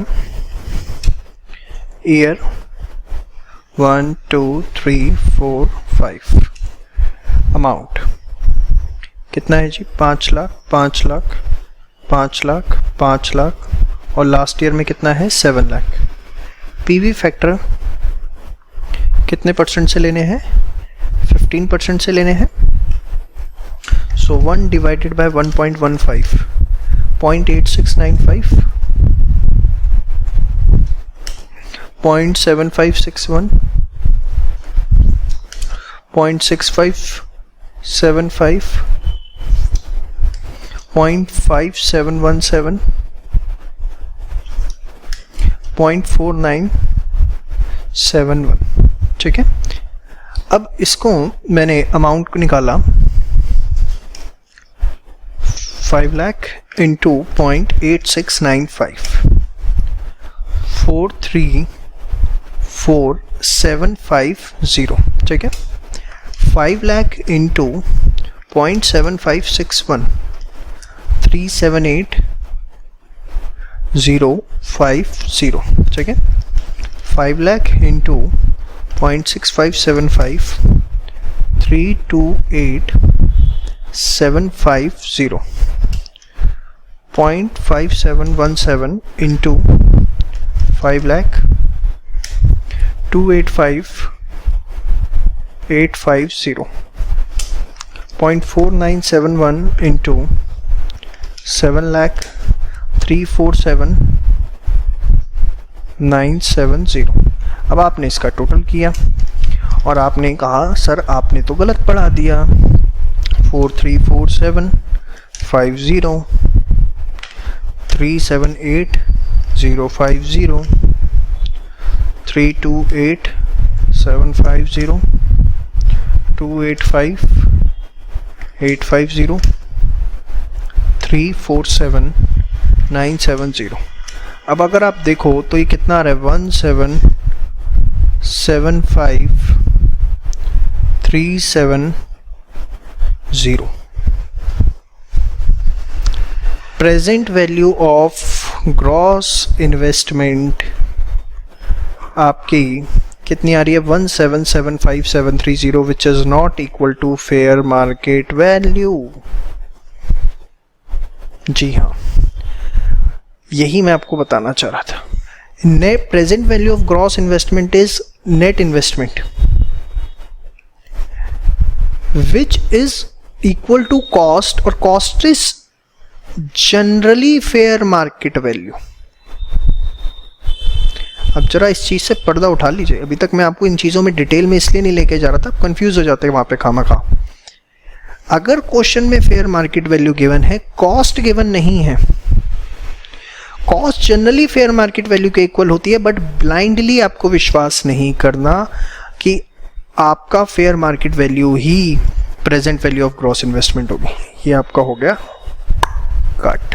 तो आपका यहाँ जो अनअर्न्ड फाइनेंस इनकम आएगा वो कितना आएगा, दैट विल बी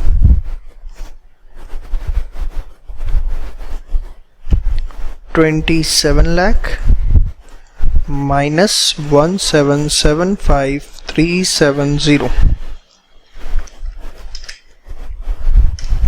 924630। समझ में आएगा? तो this is what the concept of unearned finance income. Hopefully आपको ये अच्छे से समझ में आया हो, कोई इसमें डाउट ना हो।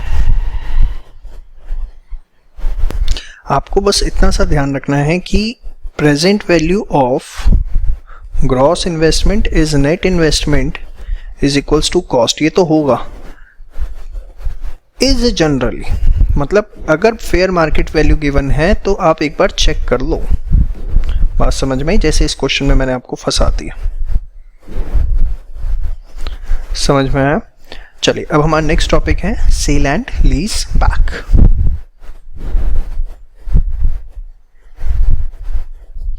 चलिए अब उससे पहले ये स्लाइड है, जितना भी आपने पढ़ा है आपकी रिवीजन के लिए, ये स्लाइड आपको चाहिए तो आप मेल करके मुझसे मंगा सकते हैं अपनी मेल पर, फ्री ऑफ कॉस्ट अवेलेबल है, इसके कोई चार्जेस नहीं है। आप मेरे नंबर पे मेल कर दीजिए, मेल आईडी मैं भी आपको प्रोवाइड करता हूँ एंड में। ये आपने फाइनेंस लीज तक पढ़ लिया। अच्छा, ऑपरेटिंग लीज ये बड़ा नॉर्मल है। इसके अंदर आप जैसे लेसर जो है उसे रेंट रिसीव की एंट्री डालेगा और लेसी जो है रेंट पेड की, सारा फाइनेंस लीज था। ये बेसिकली मैंने इसलिए स्टार्ट किया, मुझे अब आपको टॉपिक करवाना है सेल एंड लीज बैक का। ठीक है, देखिए सेल एंड लीज बैक बहुत ही नॉर्मल टॉपिक है। अच्छा, मैं आपको बता रहा था मेल आईडी, और मेल आईडी इज MBA चंदन पोदार। आपको ये स्लाइड चाहिए तो आप इस पे मेल कर दीजिए। हम आपको फॉरवर्ड कर देंगे, ठीक है। देखिए सेल एंड लीज बैक, नाम से ही पता लगता है कि हमने किसी को अपना असेट, जैसे एविएशन सेक्टर का एग्जांपल देता हूँ, एयर इंडिया। एयर इंडिया ने क्या किया, अपने प्लेन्स को सेल आउट किया और सेल आउट करते समय ही एक कॉन्ट्रैक्ट किया कि हम इस असेट को वापस आपसे ले लेंगे ऑन लीज। एक्चुअली ऐसा इसलिए होता है कि सपोज मेरे पास एक असेट है जिसकी मार्केट वैल्यू 100 करोड़ है, वो मैंने आपको बेच दी और मैं आपसे एग्रीमेंट कर रहा हूँ कि मैं उसे आपसे वापस रेंट पे लूँगा, जिसका मैं साल का से 5 करोड़ रुपए रेंट दूंगा। तो एक बार जब मैं आपको सेल करूँगा तो मेरे पास 100 करोड़ रुपीज़ तो रियलाइज हो गए। अब मेरी ईयरली रेंटल पेमेंट 5 CR की जानी है, वो एक सेपरेट इशू है, बट एक बार जो मेरे पास सरप्लस आया that I can use for other activities. तो इसलिए आजकल ये बहुत ज़्यादा कॉन्सेप्ट यूज़ हो रहा है। बहुत सिंपल सा टॉपिक है, जस्ट बड़े ऊपर से मैं इसे दिखा रहा हूँ आपको, इसे आप सिंपल रीड भी करेंगे तो भी समझ में आ जाएगा। अगर आपकी लीज बैक फाइनेंस लीज है, मतलब मैंने असेट आपको सेल आउट किया और आपसे वापस लीज पर ले रहा हूँ फाइनेंस लीज, और आपको पता है अगर मैं आपसे आप पे वापस ले रहा हूँ in the nature of finance lease, तो मैं लेसी क्या बन गया, फाइनेंस लीज में लेसी दोबारा क्या होता है, ओनर। तो मतलब कहीं ना कहीं लीज बैक करके फाइनेंस लीज पे वापस लेना एक दिखावटी ट्रांजैक्शन है। इसलिए देखो, जब भी किसी भी दिखावटी ट्रांजैक्शन को हमें तोड़ना होता है, एक उसका इमीडिएट इम्पैक्ट को रोकना होता है, तो सबसे बेस्ट तरीका होता है अकाउंट्स में उस चीज को हम डेफर कर दें। देखिए क्या लिखा है, if lease back is finance lease any profit और लॉस ऑफ सेल प्रोसीड, जो मैंने आपको सेल किया तो जो भी मुझे प्रॉफिट या लॉस होगा उसे मैं इमीडिएटली रिकॉग्नाइज नहीं करूंगा, नॉट बी इमीडिएटली रिकॉग्नाइज, मैं उसे डेफर करूंगा ओवर लीज टर्म। मतलब अगर सपोज मैंने 100 करोड़ की बुक वैल्यू का असेट आपको 120 करोड़ का बेचा, तो जो मुझे 20 करोड़ का प्रॉफिट हुआ है उसे मैं ईयर 1 रिकॉग्नाइज नहीं करूंगा। मैंने आपसे लीज बैक लिया है, फाइनेंस लीज है, तो जितने पीरियड फाइनेंस लीज का है उसमें मैं in the proportion of depreciation, क्योंकि मैंने वापस फाइनेंस लीज पे लिया तो डेप्रिसिएशन मैं ही चार्ज करूंगा, तो जिस रेशो में मैं डेप्रिसिएशन चार्ज करूंगा उस रेशो के अंदर मैं उस 20 करोड़ के प्रॉफिट को डेफर करूंगा। बात समझ में आ गई? तो sale and lease back is a finance lease, profit loss immediately recognise नहीं करना, वो over the lease period in the ratio of depreciation. If lease back is operating lease, मतलब मैंने आपको असेट बेचा और वापस आपसे लीज पे ले लिया, और वो लीज कौन सी है, ऑपरेटिंग नेचर की। उसने बोला प्रॉफिट और loss to be recognised immediately if sale price equal to fair market value. यहाँ 3 केसेस आप देखेंगे, सेल वैल्यू एफएमवी के इक्वल है, कम है या ज्यादा है। सेल वैल्यू अगर एफएमवी के इक्वल है तो मुझे कोई दिक्कत नहीं है, मतलब सेल आपने करी है जो फेयर मार्केट वैल्यू थी, तो प्रॉफिट और लॉस आप इमीडिएटली रिकॉग्नाइज कर लो। हाउएवर इफ, मेन पॉइंट्स अब आते हैं आपके सारे, सेल्स प्राइस फेयर वैल्यू से कम है या सेल्स प्राइस फेयर वैल्यू से ज्यादा है, ये सबसे खतरनाक केस है। इस पे क्वेश्चन आपसे एग्जाम में पूछे जा सकते हैं, ध्यान से देखिए। सेल प्राइस फेयर वैल्यू से कम है, मतलब से फेयर वैल्यू 10 लाख है बट मैंने आपको असेट दिया 12 लाख का, सॉरी फेयर वैल्यू है से 10 लाख, मैंने आपको असेट दिया 8 लाख का, ठीक है। मुझे प्रॉफिट होगा या लॉस होगा वो डिपेंड करता है किस पर, बुक वैल्यू पे, यस और नो। अब सपोज बुक वैल्यू अगर 5 लाख है तो प्रॉफिट होगा 3 लाख का, और अगर बुक वैल्यू 9 लाख है तो क्या होगा, मुझे लॉस कितने का, 1 लाख का। वो कहते हैं अगर प्रॉफिट है तो उसे आप रिकॉग्नाइज कर लो इमीडिएटली, बट अगर लॉस है, मतलब 9 लाख की बुक वैल्यू जिसकी फेयर मार्केट वैल्यू थी 10 लाख, मैं 8 लाख का बेच रहा हूं आपको, तो कहीं ऐसा तो नहीं कि मैं 10 लाख की चीज 8 लाख में बेच रहा हूं, 1 लाख के घाटा भी हो रहा है क्योंकि बुक वैल्यू 9 लाख थी। ऐसा तो नहीं कि आप इसके एवज में मेरे से फ्यूचर में जो लीज रेंट चार्ज करोगे वो कम चार्ज करोगे, और अगर ऐसा है तो फिर जो भी लॉस है उसको हम डेफर करेंगे। Recognise immediately if loss is not compensated by future lease payment.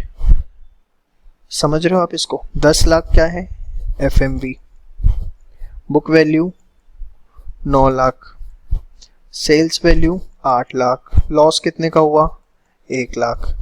Rent charge करना चाहिए था 1 लाख पर मंथ से 1 लाख ईयर का, बट आप मेरे से चार्ज कर रहे हो सिर्फ 80,000, तो समवट मेरे लॉस को आप कंपनसेट कर रहे हो, तो उस केस के अंदर लॉस को हम डेफर करेंगे। समझ में?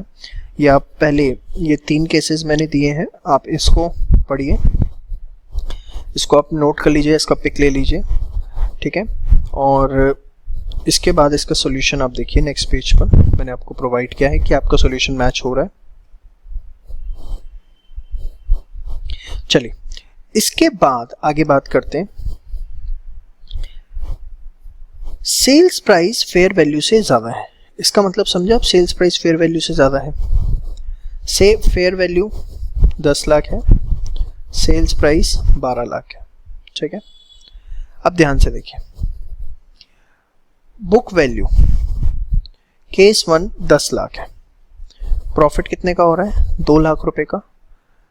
यार एक बात बताओ, सबसे ज्यादा खतरनाक केस तो यह है कि आप सामने वाले को फेयर वैल्यू से ज्यादा पे अपना एसेट चिपका रहे हो। आप समझना इस चीज को, 10 लाख फेयर वैल्यू है, मार्केट में जाके वो किसी और से ले लेता, आपसे 12 लाख की ले रहा है। तो जो भी प्रॉफिट है उसको अमोर्टाइज करोगे। एक्चुअली इस वाले प्रिंसिपल में मेन कॉन्सेप्ट जो है वो ये है कि जो भी फेयर वैल्यू ज्यादा है सेल्स वैल्यू से, जितनी भी, मतलब fair value minus sales value का जो डिफरेंस है उसे आप अमोर्टाइज करो, और जो सेल्स वैल्यू ज्यादा है बुक वैल्यू से, ठीक है, सॉरी, जो फेयर वैल्यू ज्यादा है आपकी बुक वैल्यू से, और जा भाई उसको आप इमीडिएटली रिकॉग्नाइज कर लो, मुझे कोई दिक्कत नहीं, मुझे फेयर वैल्यू ट्रांजैक्शन से कोई दिक्कत नहीं। आप देखो ना, मैं तीनों केसेस आपको यहां ही समझा देता हूं। केस 1, मेन केस तो ये चल रहा है सेल्स वैल्यू फेयर वैल्यू से ज्यादा है, उसके अंदर case 1 fair value book value के इक्वल है। फेयर वैल्यू है 10 लाख, बुक वैल्यू है 10 लाख, और सेल्स वैल्यू मैंने आपको दे दी 12 लाख, ये यूनिवर्सल है। तो फेयर वैल्यू बुक वैल्यू दोनों सेम है, मतलब अगर आर्म लेंथ ट्रांजैक्शन करते, जेन्युइन ट्रांजैक्शन करते, कोई प्रॉफिट नहीं होता। आप 2 लाख रुपए फालतू के प्रॉफिट जो रिकॉर्ड कर रहे हो, 2 लाख रुपए इसको क्या कर देना, डेफर कर देना। केस 2 में आपको देता हूं, फेयर वैल्यू ज्यादा है बुक वैल्यू से, मतलब से फेयर वैल्यू 10 लाख ही है, बुक वैल्यू 8 लाख है। तो जेन्युइनली ये चीज आपकी 8 लाख की 10 लाख में बिकती, बट आप तो 12 लाख की बेच रहे हो, तो मुझे तो 2 लाख के जेन्युइन प्रॉफिट लग रहे हैं,